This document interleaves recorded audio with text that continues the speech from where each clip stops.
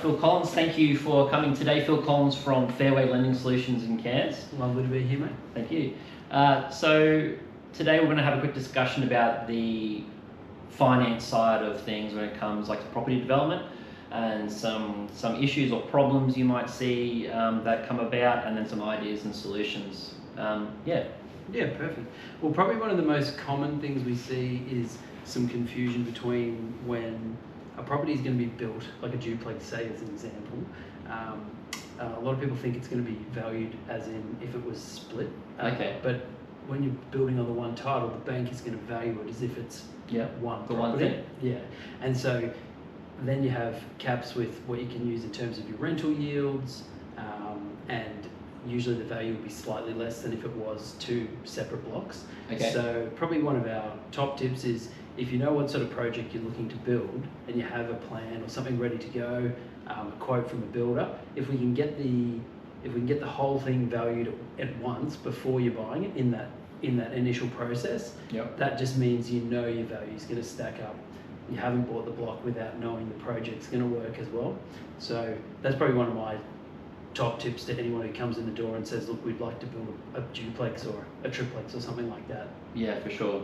And like, how does like serviceability and kind of staging of a deal or staging of a project come in with like releasing of finance? Like how do banks look at that? Yeah, so most projects will be staged. The progress claim schedule has to be acceptable to the lender.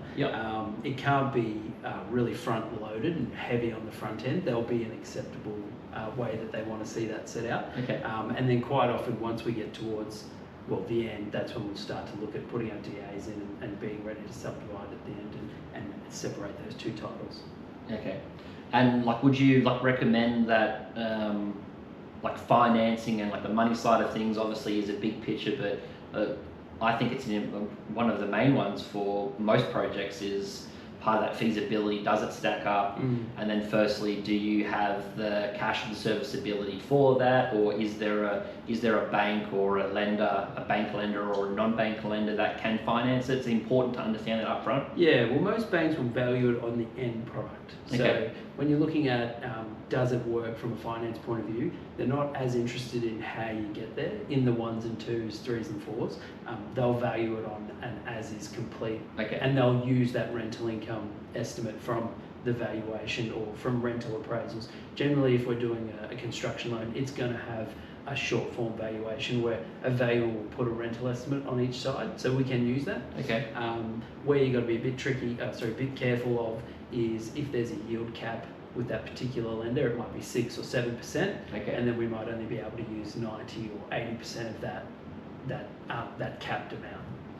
So like maybe part of that feasibility picture is getting like a property valuer to give like an as if complete valuation early on the concept. Yeah, I think definitely as long as you know roughly what you're trying to build. Most people who know that they're going to build like a 3-bedroom unit in a certain area of Cairns, they know roughly what sort of rental return they're expecting, and you could even sort of marry that up by talking to an agent first to get a bit of an insight as to, well, if I build X here, it should rent X. And then that way we can factor it into our numbers even before you go and start doing that sort of thing. So we can run a full serviceability before it even kicks off, as long as you have a rough idea of, one, what the project's going to cost, two, and what your land sort of expectation of price is there as well.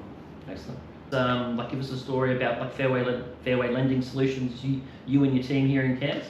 So Fairway's been around for about 2 years now. So, but I've been lending for a bit over 10.